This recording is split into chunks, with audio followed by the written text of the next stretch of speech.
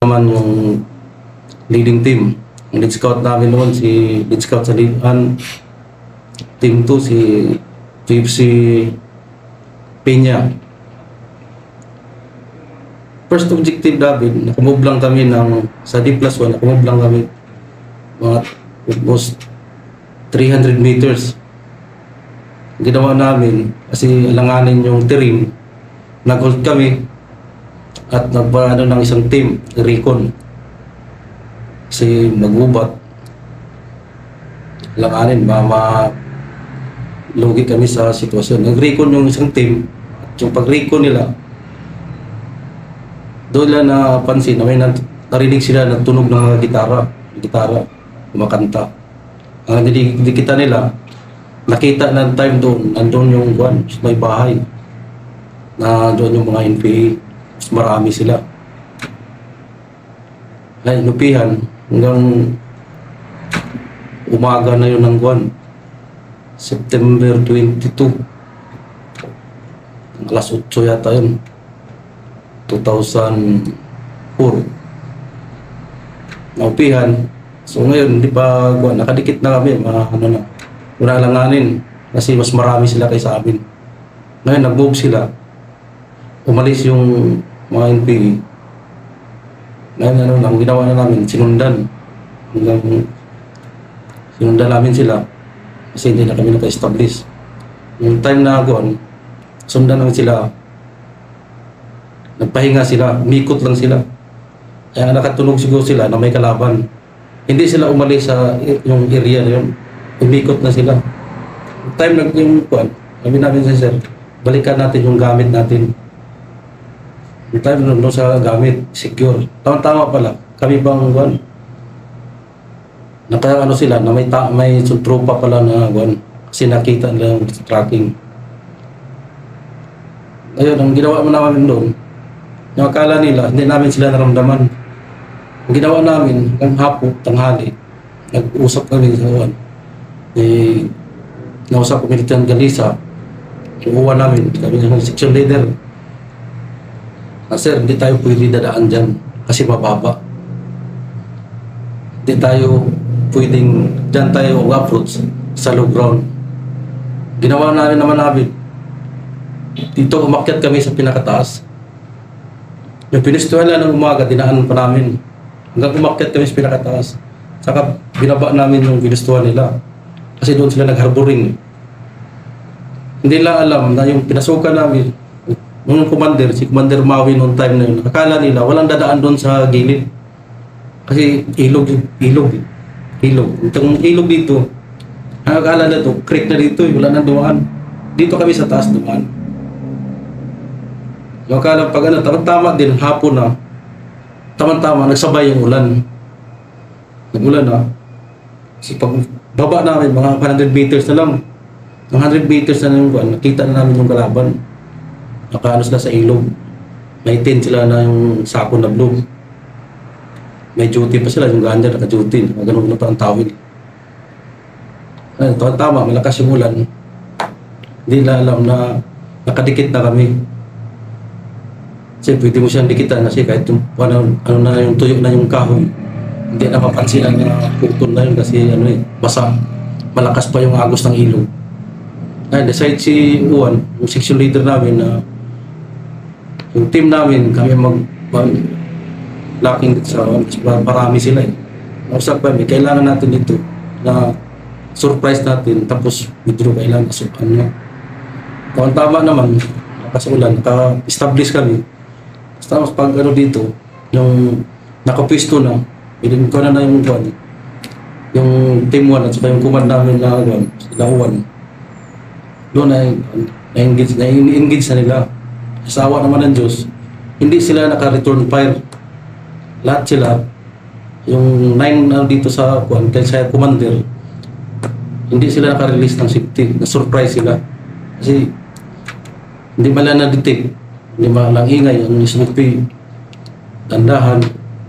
Tapos doon namin nakuha yung isang 60, isang M14, isang BB-8 with into 3, 4x16. Anong ginawa niyo during Paano nyo sila? Kasi galing kami sa taas, hindi kami dumaan sa low ground, dito kami sa taas. Oh, Tapos nung pagbaba namin, nakita namin yung tent nila, inupian, dinikitan. Nakadikit kami kasi ulan eh. Distansya. Nakadikit kami sa kanila dahil yung ulan malakas, tapos yung agos ng ilog.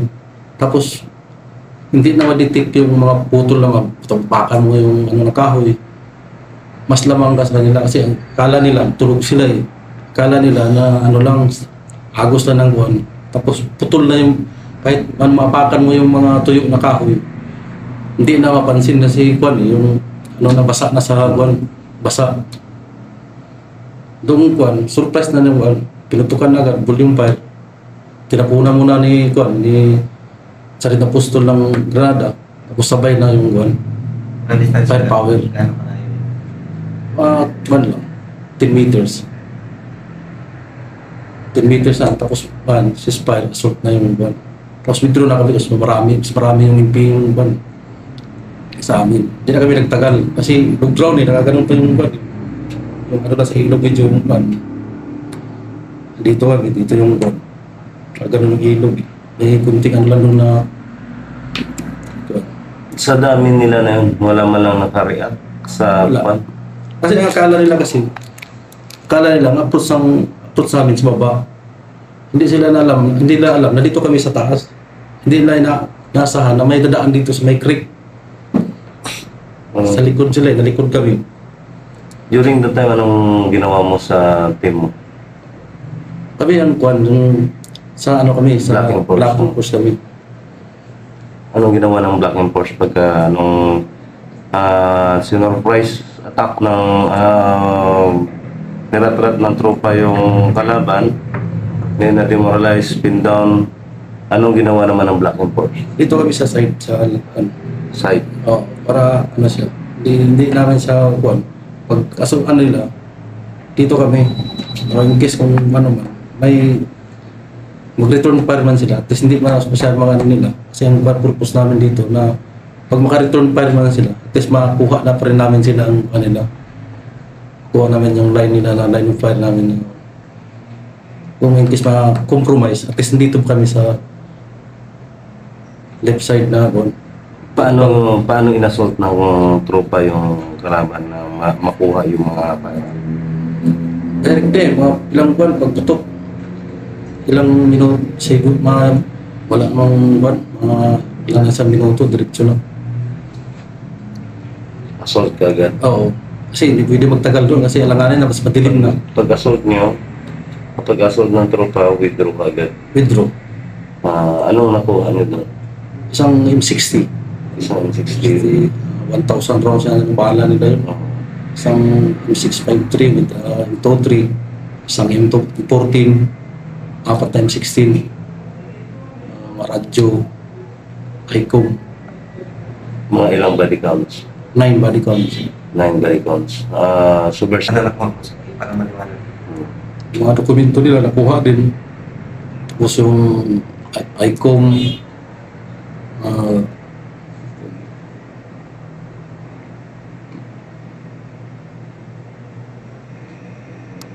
isang ICOM radio,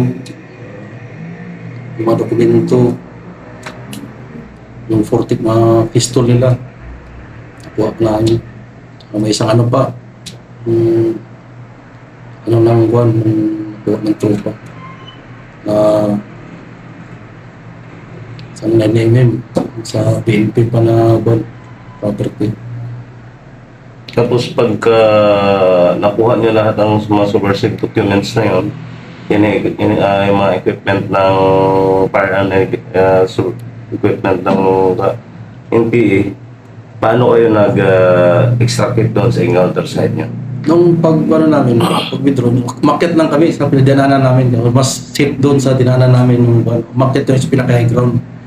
Doon muna kami sa high ground. Palipas ng gabi kasi 7:30 ng hapon na tapos gubat, madilim na. Anay ulan pa. Doon muna kami sa pinaka-high ground na. Umakyat na kami sa pinaka-high ground. Gabi na. Kasi panay ulan pa. Hindi na namin kinabukasan ng umaga, saka pa namin chiniklat yung na-recover. Umaga na. Tapos sinundo kami ng pumunta yung port company, dinikita kami ng port company. Sinundo kami, pababa kami sa Puting Sayaw. Para ipadala, kinuha na yung mga recover. Ay turnover sa TGP.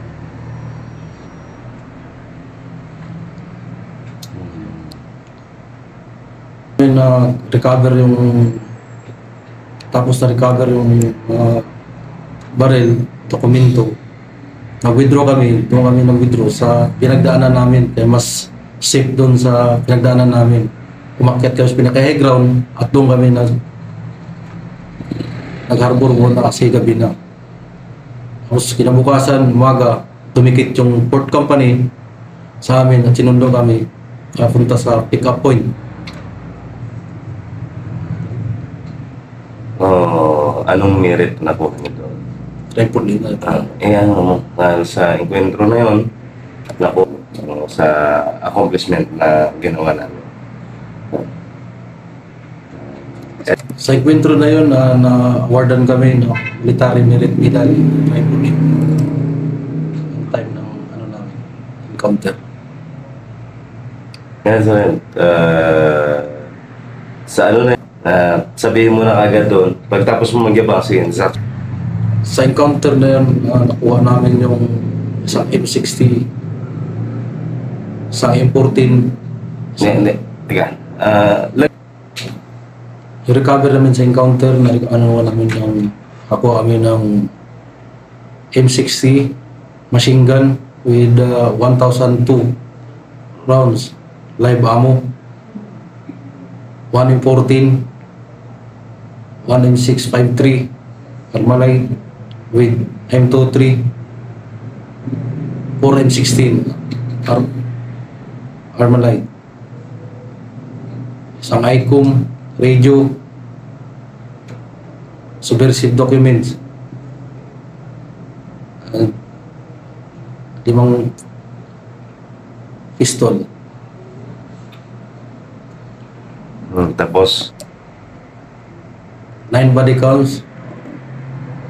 Ito lamang, sa awa ng Diyos, walang casualty o kunting galos sa class namin.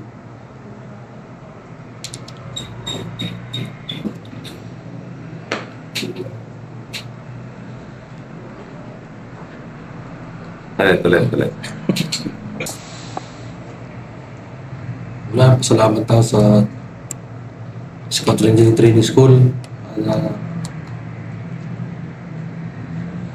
Dahil sa pagturo nila, anong hirap na binigay sa amin.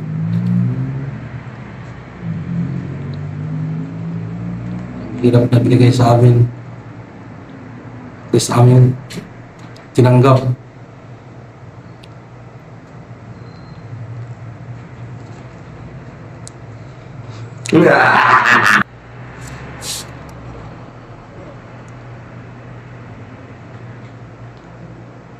Wala, pasalamat ako sa Scout Ranger Training School sa tinuro sa amin.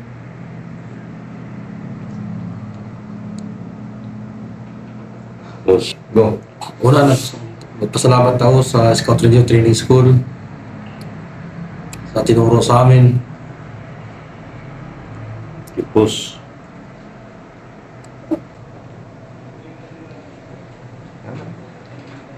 Balik yun.